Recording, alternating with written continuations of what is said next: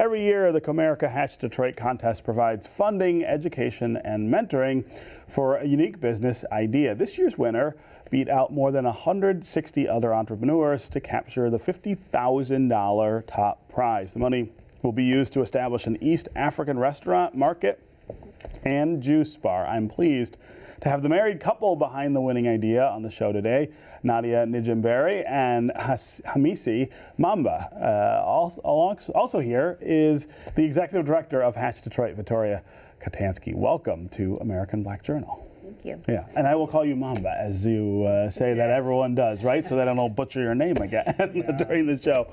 Victoria, this is one of my favorite things in Detroit. This is one of my favorite contests. We have lots of things like this around, but I mean, it really is about identifying that interesting idea that somebody has, but they just don't maybe have that the resources to get it going. And if I think of some of the past winners of this, I mean, they're some of my favorite spots in Detroit. You guys pick good winners. I know, we're really pleased about that. I think it gives everybody a unique opportunity to kind of get their product out there in the spotlight. Mm-hmm. So even, our winners, this is our 7th winner now, but we've had almost 30 businesses that have opened up in some form since coming through the contest. Yeah. And we really do, and I'm making even more of an effort to work harder with the top 10 year after year to get them open. Yeah. So capitalizing on that excitement that's around them being a part of this. Yeah. So let's go back to before we had this contest. Mm-hmm. What was it about this idea that made you think, hey, this could actually make a difference in Detroit? What was it about the money, or was it about other things? Connection with other people who were doing their business ideas, or connection with people who've been in business for a while. I mean, talk it's about really how this all of comes that. together. The $50,000 prize is considerable, and we're very thankful for Comerica Bank for sponsoring it. Yeah. But the true, it's a combination of not only that money, but them winner being able to leverage that money for additional funding. Mm-hmm. And it's also about the popularity and getting some confidence in your idea through the public support. It's also becoming a part of a family that you now have a support group of people that can help you through, because the lifeline of small business is difficult, and you're going to need certain support throughout the way. Yeah. We constantly check in with our alums and keep that going forward. It's also the pro bono services, like the legal support and the architectural support that's being given to them, and then just the general mentoring. Yeah. I think the biggest thing about our contest that we're really pleased about is it's focused on walkability in Detroit's neighborhoods, and really providing access to residents to good independent retail. And to me, that's incredibly important, because you don't need another McDonald's or something like that. Right. What we really do need is to have something that makes keeps Detroit unique. Yeah. Yeah. So East African refugees with a business idea win the contest to get the $50,000 in Detroit. It's a really great narrative, right? Talk first about your idea, what it is, where it is, and then we'll talk more about the contest. Nadia? My idea, first of all, let me talk how I get here in US. Sure, US. Yeah, how you came to the country, right? I came here in 2013. Mm-hmm. I was in Freedom House since June 2013. Mm-hmm. I just discovered I was pregnant with twins. Wow. I left behind my husband, which was not really easy for me. I got in Freedom House. It was not easy to live in Freedom House as shelter, but I found another family to me. Freedom House did everything I could get. It's one of my favorite institutions in Detroit, just the way that they bring people who are often from countries where they have conflict with one another into the same place, and everybody just sort of bonds together. Yeah, for sure they give me the second chance, So as things going on, after 2 years and 6 months, my husband came. I got my kids in Freedom House. He came, they were almost 2 years, which was not easy, but possible. Yeah. So we got this idea once he came. We started working. I was a caregiver. He was in factory. We did, we missed something here in Detroit. Yeah. Once we get our asylum, we were like, we need to do something, dream big, something which not easy to do, but possible. And then we start thinking about how we can bring our African food. Yeah. So it's a restaurant, a market, and juice bar. Where's it going to be located?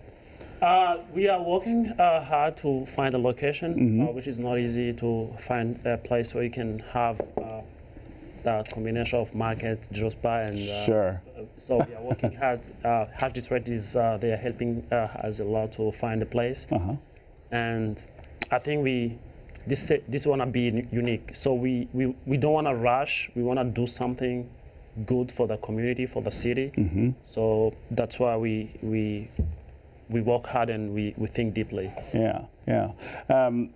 When you think about the opportunity to do this in a city like Detroit, and as you say, a place that you got to as a by way of sanctuary, really, talk about how meaningful that is to be able to open a business here in this city. Yeah, to open a business in Detroit, as Victoria said. We went through the contest of Hatch Detroit. When we started, we didn't realize what where we are and what we are facing. You know, every step is hard, and at the moment you are inside, you can't get out. So you keep going, and this. I think the contest for me and for us was not only 50,000. For us, 50,000 is. This is money, but they build up the confidence because the stress was high and the time was short. And we did everything so there was like today you are in the next step, so you have to do this tomorrow. So almost 10 hours you have to do everything. So went through that stress was built up a lot of this. So now we feel like we can do everything, and be in front of judges and talk and respond and talk about your business. Something not easy. And then another thing is I want to talk about all from the semi-final. We were 25 businesses up to 10. So all the 10 businesses, if you see them, they are incredible. They are very strong. In the 4 finalists. They was so smart. If you see their businesses and how they are, how they work, they are doing is incredible. And that we say, so that moment that give you the responsibilities to win the contest. So we say, oh my goodness, I won with these guys. So it's incredible. I mean, it's great to sit and listen to them tell that story. And like I said, I know some former Hatch winners. It's sort of the same narrative that it does give them this confidence. Yeah, I know it's a very hard process, but I think that it's necessary because owning your own business is hard, and you're going to have those quick turnarounds and things. And of course, it's not identical to owning a business, but it does kind of force you to ask yourself, do I really want to put this effort in every day for the rest of my time? And some people have gone through the contest and decided, no, it's not for them.